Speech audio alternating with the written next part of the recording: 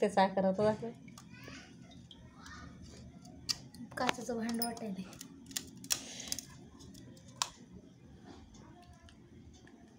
वाफा निघतायत. Sir खाऊ दे.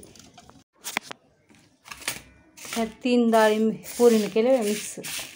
ह्या डाळी ज्या आहेत मसुराची डाळ, तुरीची डाळ आणि मुगाची डाळ, ह्या 3 डाळी घेतलेल्या आहेत. हे तांदूळ घेतलेले आहेत निसून. हे शेंगदाणे घेतलेले आहेत. हे घेतलेलं आहे. मसाले घेतलेले आहेत. कांदा लसूण मसाला, धने पावडर, जिरे पावडर आणि हळद, कोबी, बटाटा, कांदा, मिरची आणि हे साहित्य घेतलेलं आहे. तर हे असे हे पूर्ण साहित्य मी जवळ घेतलेलं आहे. हॅलो नमस्कार, कसे आहात सर्वजण. सर्वांना सर्वप्रथम श्री स्वामी समर्थ आणि ओम नमः शिवाय. आजचा दिवस तुम्हाला खूप छान आनंदाचा व आरोग्यदायी जावो. तर प्रतीक्षाला आणि सुदर्शनला आईस्क्रीम करायची होती, तर ही झालेली आहे राबडी.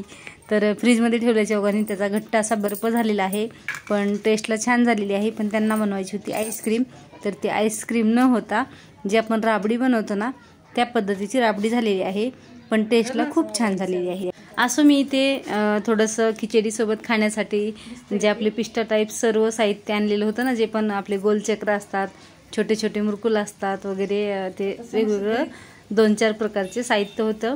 ते मी काय केलेलं आहे, तळून घेतलेलं आहे. आणि साबुदाण्याच्या ज्या विकतच्या पापड्या आहेत एकदम खुसखुशीत आहेत, पण त्याला चव मात्र कुठलीच नाही आहे. कारण त्याच्यात मीठ पण नाही आहे आणि तिखट वगैरे असलं तर काहीच टाकलेलं नाही आहे. फक्त जो साबुदाणा आहे दिसायला एवढ्या सुंदर दिसतात आणि टेस्टला म्हटलं त्याची एवढी टेस्ट नाही आहे. तर असं साहेबांना आवडतात, त्यांनी आणल्या होत्या, पण मला एकादश होती म्हणून मी पण तळून बघितलेले आहेत. तर इथे आपण करत आहोत डाळ खिचडी. डाळ खिचडीसाठी तेल टाकलेलं आहे.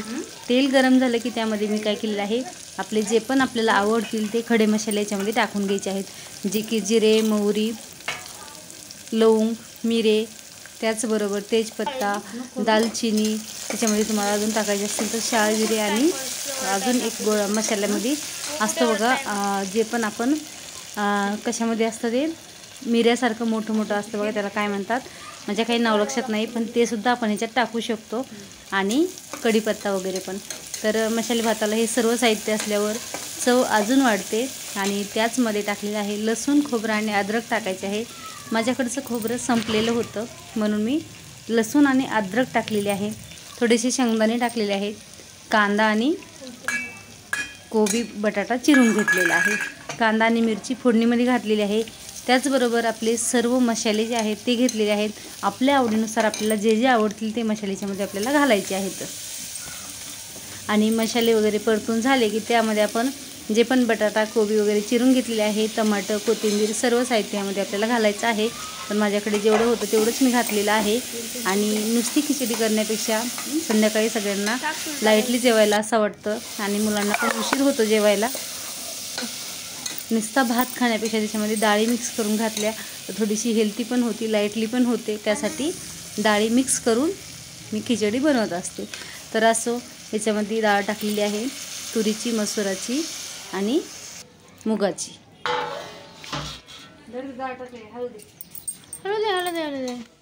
मसाले परतले की डाळीसुद्धा आपल्याला त्याच्यातच परतून घ्यायचे आहेत. एकीकडे गरम पाणी करून घ्यायचं आहे आणि त्याचबरोबर जे आपण तांदूळ स्वच्छ धुवून निसून घेतलेले आहेत ते सुद्धा 1-2 पाण्याने स्वच्छ धुवून घ्यायचे आहेत आणि ते सुद्धा आपल्याला ह्याच्यामध्ये परतून घ्यायचे आहेत.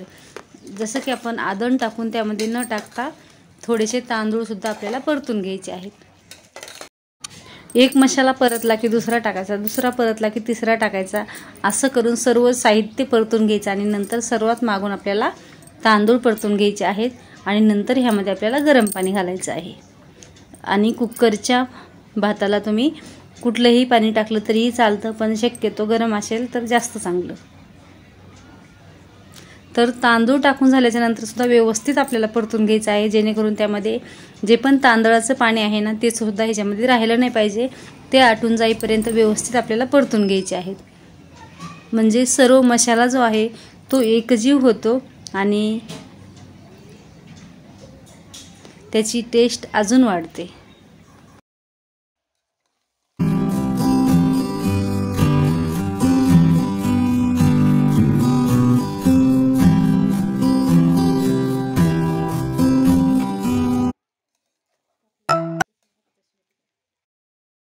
चला, इथं पाण्याचं प्रमाण जे आहे ते मी तांदळाच्या हिशोबानुसार घेतलेलं आहे, मोजून नाही घेतलेलं. पण 2-2.5 तांबे मी इथं 3 लिटरच्या कुकरमध्ये खिचडी ज्यावेळेस करते त्यावेळेस 2-2.5 तांबे भरपूर पाणी टाकते. त्यावेळेस खिचडी एकदम परफेक्ट शिजते.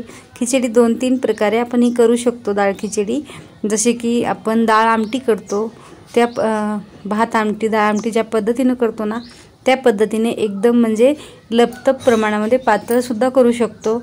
आणि जसं की अलग पण करू शकतो. नुसती मुगाची डाळ टाकून भात शिजून आपल्या दुसऱ्या डाळीची आमटी करून त्याच्यासोबतसुद्धा करू शकतो. त्याच्यामध्ये आपण शेवगा वगैरेसुद्धा ॲड करू शकतो. त्याचबरोबर जी मी ह्या पद्धतीने केलेली आहे थोडीशी म्हणजे फ्राय पद्धतीनं, तर अशीसुद्धा आपण करू शकतो. तर आपल्याला जी पद्धत आवडेल त्या पद्धतीने करायची. पण संध्याकाळची खिचडी होईल तेवढे पुलाव पद्धतीने किंवा आपल्या डाळ खिचडी पद्धतीने केली तर म्हणजे रोज खायचा कंटाळा येत नाही. आणि खिचडी हा पदार्थ आमच्या इथं तर सर्वांना आवडतो. ज्याच्या इथे जास्त आवडतो त्याने असा थोडा वेगवेगळ्या पद्धतीने जर केला तर थोडासा लाईटली आणि हेल्थी होतो खायला.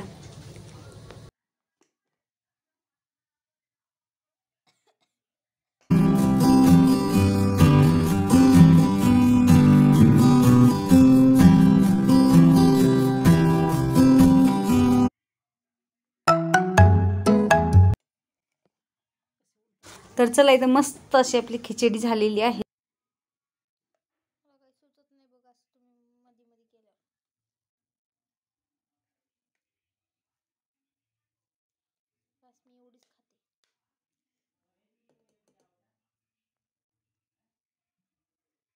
तर चला, मी आलेली आहे अचानक गावी. म्हणजेच जे पण तुम्हाला मागे मी बोलले होते की आमच्या इथे एक दुःखद घटना घडलेली आहे आणि त्यांचा 13 होता. तिथे मी गेलेली आहे. तिथला कार्यक्रम वगैरे आटोपला, पण जाते वेळेस माझी एवढी फजिती झालेली आहे ना. 3 चपलाचे जोडं घरी होते, 2 सँडल होत्या ते पण तुटल्या होत्या. एक जी होती ती मी कंपनीत विसरून आले आणि जाते वेळेस पडत्या पावसामध्ये मला बिना चपलीचं जावं लागलं. तरीही मी चप्पल घेतलेली आहे. तर चप्पल कुठलीच पसंत पडत नव्हती. चला म्हटलं नवीन आपण थोडीशी नवीन पद्धतीची घ्यावी. मग तर ह्या ग्रे कलरमध्ये मी ग्रीन कलरची घेतलेली आहे. असो, आम्ही इथे बाहेर निघालो की इथे पण आम्हाला पाऊस लागलेला आहे. पाऊस सगळीकडेच खूप जोरात चालू आहे. आणि मग इथे आम्ही थोडा वेळ उभा राहिलो रस्त्याच्या कडेने थोडासा पाऊस कमी होईपर्यंत. आणि नंतर गेलेलो आहोत. आमच्या गावाजवळ एक हे आहे म्हणजे जिथे पण बाजार वगैरे भरतो तिथे आम्ही गेलेलो आहोत. तर बघा सगळीकडे पावसाचं एवढं वातावरण म्हणजे पाऊस उघडेल असं वाटत नाही, एवढं गाळ आणि थंड वातावरण झालेलं आहे.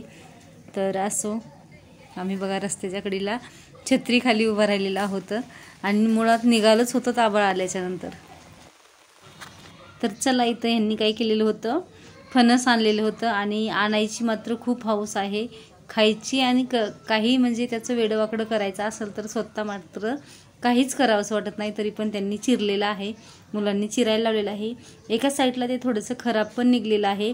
आणि नंतर मग यातल्या जे पण खायच्या बिया वगैरे असतात ना ते मी काढून दिलेलं आहे थोडंसं. आणि हे बघा, ह्याला काय होतं लगेच चीक सुटतो, कापल्याबरोबर त्याला चीक सुटतो. आणि ज्या पण पिवळ्या फोड्या आहेत ना त्याच्यामधल्या त्या थोड्याशा म्हणजे लगेच हिदीद होतात, म्हणजे पाणी सुटल्यासारखं होतं त्यालासुद्धा. ज्यावेळेस आपण कापतो ना ती जी खायची फोड आहे ना ती ज्यावेळेस आपली कापली गेली ना त्यावेळेस काय होतं, त्याला पाणी सुटतं. त्यामुळे ज्यावेळेस अखंड निघते ना त्यावेळेस ती चांगली राहते. आणि फणससुद्धा आपण ज्यावेळेस कापतो त्यावेळेस त्याला चीक सुटतो. तर असो. आणि ते बघा 2-3 दिवस गावी गेले, वातावरण पण ह्या 8-15 दिवसामध्ये थंड होतं, पाऊस चालू आहे सगळीकडेच. तर त्यासाठी जे आंबे आणले होते गावाकडून ते मी पिकट ठेवले तरी पण ते पिकले नाहीत, उलट काळे पडले. त्यामुळे ते मी बाजूला काढून टाकलेले आहेत. असं व्हिडिओ आवडला तर नक्की लाईक, शेअर आणि सबस्क्राईब करा.